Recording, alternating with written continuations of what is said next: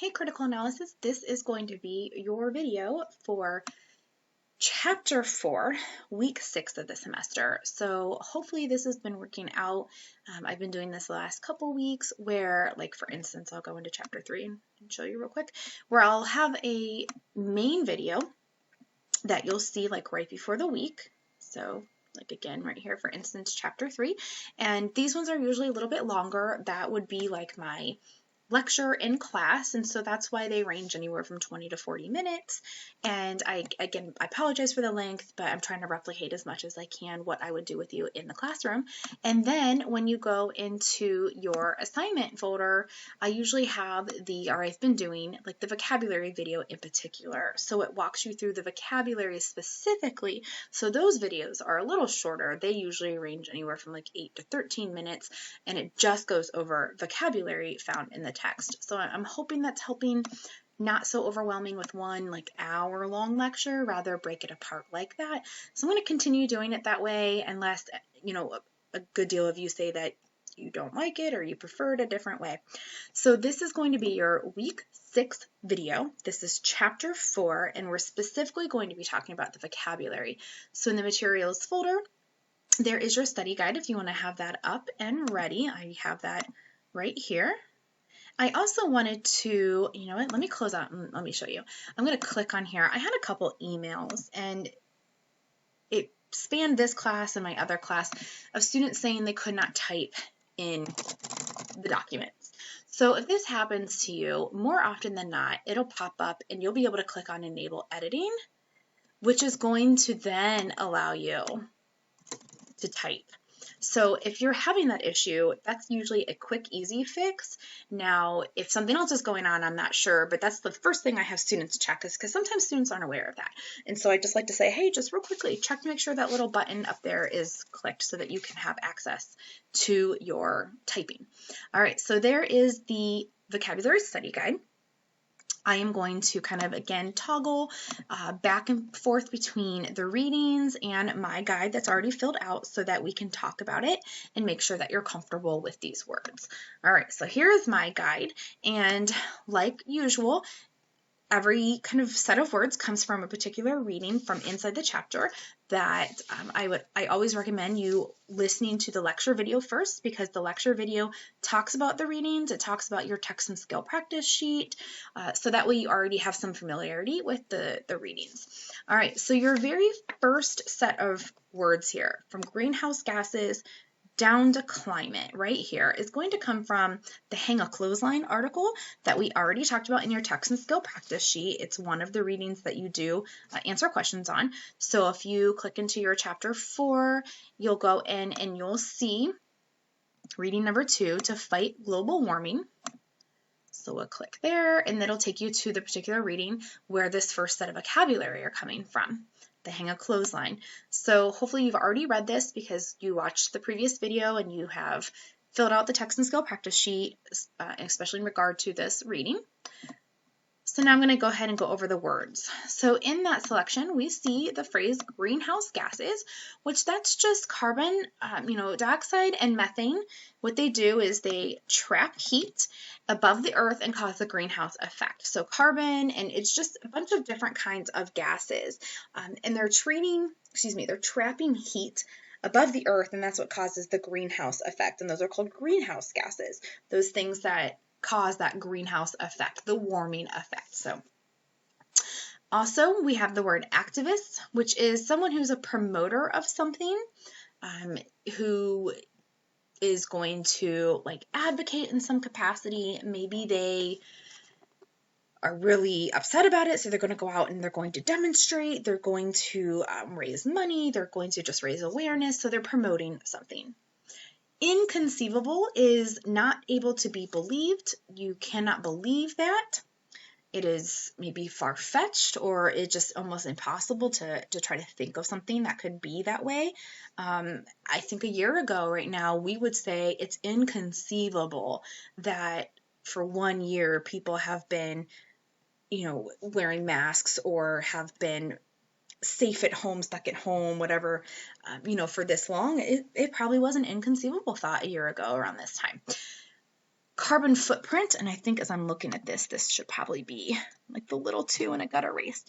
The carbon footprint, the amount of harmful CO2 that someone produces. So every time we drive our car, we heat our home, we are producing CO2. And it leaves a carbon footprint. And there's a lot of like different calculators out there that can say like, what is your carbon footprint? You know, what is your impact on the Earth's atmosphere?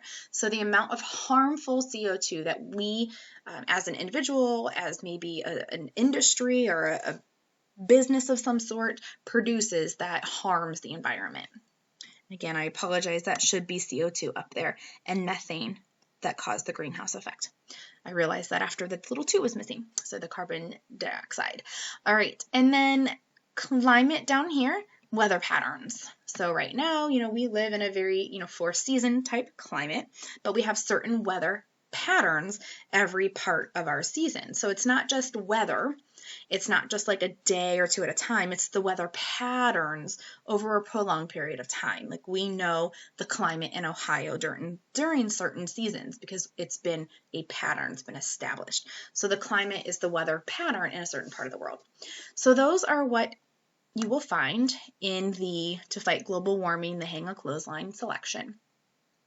From there, if you kind of just keep scrolling down after all the questions, you get to your biographical profile. And this is over Chico Mendes, who is an environmentalist. And so there's a little biography about him, and he's really interesting to read about, especially considering the fact that he was killed because people were so against what he did. You don't necessarily think about an environmentalist being such a threat to people that they kill them. But that's what happened to him. People who did not agree with him trying to save the rainforest and so on, that he was murdered for his efforts. So there is the profile on him. Again, I really do encourage you to read it because he's an interesting person and just his story is incredible. So this is where the next set of vocabulary words come from, this little profile right here. So let me bring these up. So we are looking at right here, harvesting down to inhabitants. So in there you read about harvesting, which just means like gathering from the source, like you're harvesting sun for solar energy, you're harvesting rain for water power, whatever. It just means gathering from a certain source. Convert means to change. So if you're converting something, maybe a simple example, I often convert like Word documents to PDF, like something like that. Convert to change. Preserve, you're trying to keep intact. So if you're trying to preserve something, whether it's like something that has been broken or bent, or you're trying to preserve it, it could be your reputation. You're trying to preserve your reputation. So whatever it is, it means you're trying to keep it intact, trying to like make sure it stays in place. Deplete or depletion is when you use or waste something up. You know, we are very quickly depleting our natural resources, and that's a big concern for many people, is how quickly we are using, in some cases, wasting our natural resources.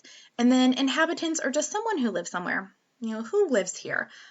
The inhabitants of a certain part of the world or a certain part of an area. So inhabitants, people who live somewhere. So that is this front side here of your study guide. Again, I know I've said it before, but I'm still having a couple people submit these. I do not collect your completed study guides. I do not enter them in as a grade, especially with online. How you use them is totally up to you. Some of you may just like listen to my video and you're like, oh, I get it. I understand the vocabulary. Some of you may print it off and write them down in your own handwriting because that's helpful to you. So everyone does it a little differently, and so I don't require you to turn them in, but I definitely encourage you to use them in some capacity for your quizzes. All right, on the back side of your study guide now, we're going to be taking a look here at this next set of words from insulate down to pollution. Right here. These are going to be coming from, let me click back in here, reading 3. And again, this is something we already saw on our text and skill practice sheet, what you can do at home, and it's a nice little article, honestly, of simple things that you can do to kind of conserve energy, try to make sure the environment, things like that, are protected. But as we talked about in the previous video, you know, this is all of like the environmental chapter. All right, so that's where this next set of words is coming from. So let's talk about insulate. Simply put, to keep something warm in the winter and cool in the summer. You want your home to be insulated warmly in the winter. But what some people don't necessarily realize is that the purpose is also to keep it cool in summer, cool in the warmer months. So that's the point of insulation or insulating. Conserve means to save, so like conserve your energy, conserve your time, conserve your money, whatever it is. You're conserving means you're saving. Composting is to break down something that you're not using into fertilizer. So like banana peels, like, different parts of things that you don't necessarily have to throw away. You can compost them. Some people have like a composter in their house. And so instead of throwing away basically like leftovers or kind of scraps from different kinds of fruits or veggies, you can break them down and turn them into fertilizer. So it's compost. So you're not wasting.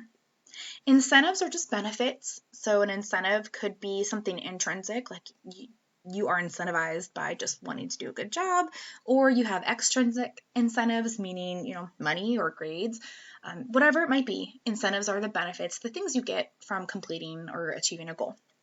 And then pollution, anything that's toxic that's put to the environment. So we might be talking about air, water, land. So anything that's going to be toxic and harm the environment, which leads to the next word here in just a minute, but we're going to look at where they come from first.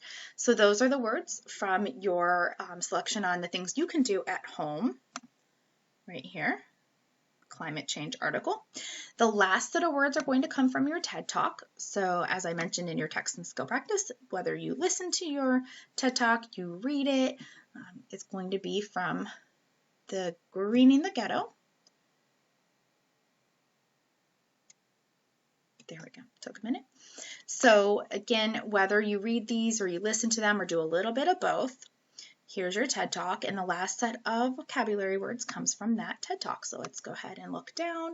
And it's going to start at toxic, and it'll go down to stakeholders. So toxic is just something that's harmful. Oftentimes it's used in combination with pollution. Toxins, something that are harmful, but you might also hear people described as toxic. Someone who is toxic, they're harmful to be around. They're gonna hurt you mentally, emotionally. Toxic relationship, sometimes you hear that. So anything that's kind of harmful, whether it's a person, whether it's an actual pollutant, so something that's harmful or not healthy for you or the environment. Capitalist, this is that supply and demand, capitalism, buying and selling of goods, making money. So we live in a very capitalist society, and we saw kind of how important that was, or maybe in some cases how of an issue it was this past year with the pandemic, since we are a capitalist society, and there are definitely good and bad to that. But it's just in general, somewhat like the supply and demand and the buying, the selling of goods and people and a society in general where money is kind of the makes the world go round type idea. All right, revitalization is something to bring back to life or restore. So if you did like a park revitalization, let's say a park was vandalized or a park was just kind of just breaking down a little bit, it's older. If you did like a revitalization project, maybe you plant new trees, you paint the equipment, you get new equipment, whatever that might look like for that particular area. Kind of in correlation, but the opposite, because sometimes they'll be talked about together, is degradation. Is when something is broken down, if it degrades. So if it's broken down, let's say a home has been empty for a long time and the roof starts to cave in, the porch starts to sink, it's degrading, it's breaking down. And then you could do a revitalization to bring it back or restore it to life. And then finally, the last vocabulary term there is stakeholders, people who are invested, usually because of the money they have put into it, but stakeholders could also put in energy or effort. So people who are invested in some way. All right, and that is the backside of your study guide. So now, I'm going to look back in our Blackboard. If you go into your week 6 assignments, we know that we have our chapter vocabulary quiz due. So this is due by Sunday, along with your text and skill sheet, your chapter 4 practice sheet. Remember, your discussion board original post for attendance is always due on Wednesdays. So just make sure that you submit that first, and then everything else is due Sunday. I do really recommend, though, try not to wait till Sunday. I, for the past couple weeks, have had like 15 different things submitted on Sunday evening at 10 o'clock. And sometimes the document is blank, sometimes it's incomplete. And I know time management, everyone deals with it differently and everyone has different things going on with their life. But please, I really do encourage you, try to at least start earlier in the week so you're not overwhelming yourself on a Sunday night and emailing me at 11 o'clock saying that there's a technical issue, because by then there's not a ton I can do if I don't see it on time. All right. That's my little spiel there. So you get open your vocabulary quiz. Here it is right here. Couple reminders. Part A, only one of the sentences is correct as written. I'm still having some issue with people writing correct 2 or 3 times. Only one is written correctly, so you only want to write that once. Also, the word not, just, Paul did not begin harvesting. Like, that doesn't really fix the sentence. The degradation of the neighborhood did not cause. That's not a correction. You're just putting in the word not. I'm not saying you can never use the word, but relying on that alone is really not enough to fix it at this point. We're at chapter 4. I'm going to start being a little bit more critical with my grading. I'm a little lenient the first couple as you're getting used to it, but chapter 4, I do start to scrutinize it a little bit more closely. So please make sure you are actually changing the sentence to reflect the correct usage of the underlined word. Keep the underlined word the same. You do not have to substitute that word, but do something to the rest of the sentence. Add some words, take away some words, rearrange, whatever you need to do, but just adding the word not in does not fix the sentence. And that's how I can kind of tell who watches my videos and who doesn't, because students who don't watch the videos end up writing correct 3 or 4 times and put the word not in there. So kudos to you if you're watching this. You're getting a leg up there. All right, part B, short answer. Remember, first one is started for you. It's not finished for you. It's started for you. So you want to make sure you finish that. This says, 2 ways people can conserve energy. So just make sure you answer those questions. And then part C is just fill in the blank. You won't use them all, but you'll only use each word one time. Like, you're not going to use toxic twice or anything, but you won't use every single word. So just kind of check it. Make sure you have only used a word one time. You'll have a few left over, but read it back to yourself. Make sure the word that you chose to put in the blank makes sense, because I always say, I think if that student just read that sentence out loud, they would hear that it doesn't make sense. All right, and then make sure when you're done, you save it and you upload by Sunday. Hope everyone has a great week. Bye.